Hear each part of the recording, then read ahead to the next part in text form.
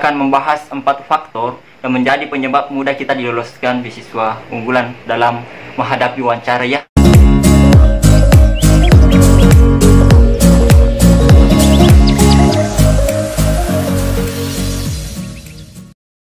Assalamualaikum warahmatullahi wabarakatuh. Jadi video kali ini teman-teman kita kembali lagi membahas terkait persiapan beasiswa unggulan atau persiapan wawancara beasiswa unggulan.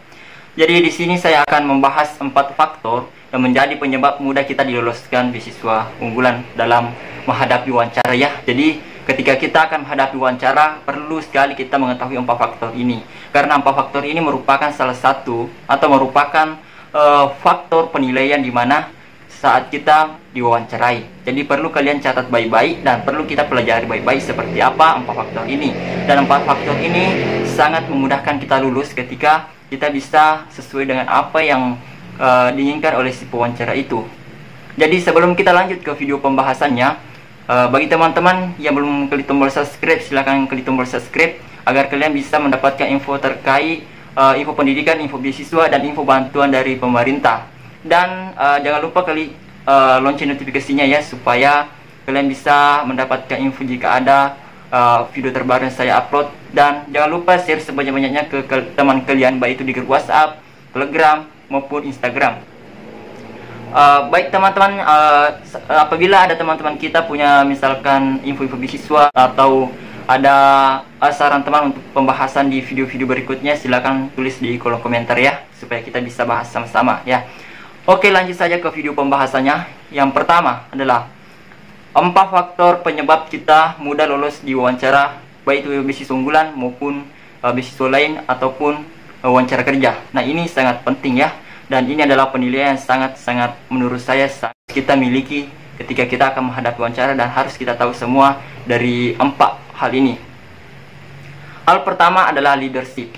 Jadi jangan heran teman-teman sekalian ketika kalian ditanyakan terkait bagaimana cara kalian memecahkan masalah, bagaimana kalian bisa bekerja dalam tim maupun perorangan. Nah, mengapa ditanyakan seperti itu? Karena di situ akan dinilai bagaimana sikap kepemimpinan kalian terhadap orang-orang yang ada di sekitar kita, dan bagaimana kalian bisa memecahkan masalah dalam suatu kelompok.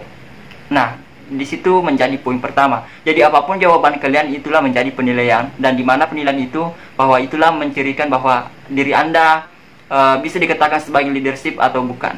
Nah, itu poin pertama.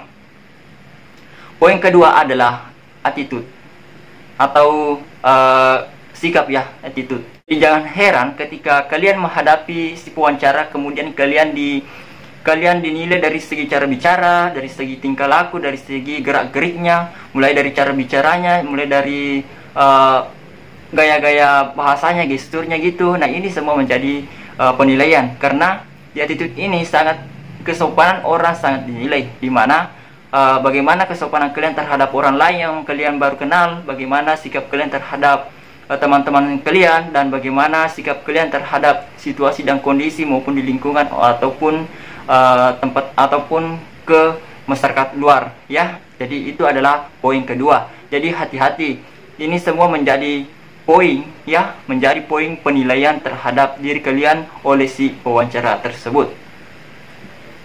Hal ketiga adalah kepercayaan ya, kepercayaan. Jadi ketika kalian diwawancarai, pastinya lah kalian ditanyakan terkait hal-hal yang berbau tentang kepercayaan kalian.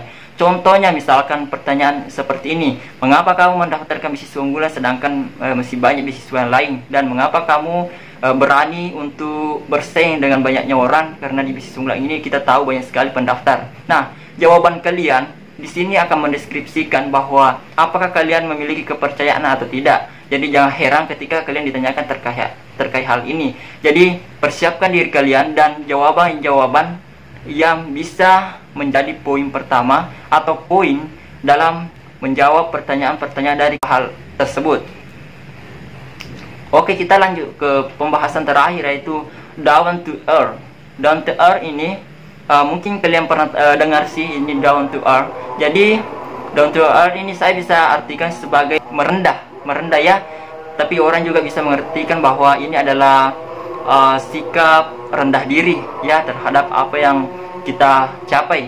Jadi begini, Saya bisa mengambil cerita sedikit ya dengan pengalaman teman saya. Ada teman saya yang kuliah di UGM kemarin. Dia lulus S1, dia mendapatkan IPK, lulus dengan IPK 3,8.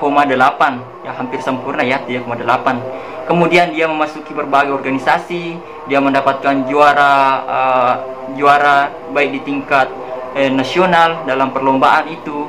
Dia menjadi juara penulisan dan dia juga pernah menjadi ketua organisasi. Nah, pada saat dia mendaftar beasiswa LPDP, dia tidak pernah lolos. Mengapa demikian? Dan sempat dia mengikuti dan mendaftar beasiswa sebanyak 14 kali. Dia tidak lolos karena apa? Karena ada satu hal yang tidak dia miliki dan tidak dia sadari, yaitu apalah? Yaitu down to earth atau kerendahan.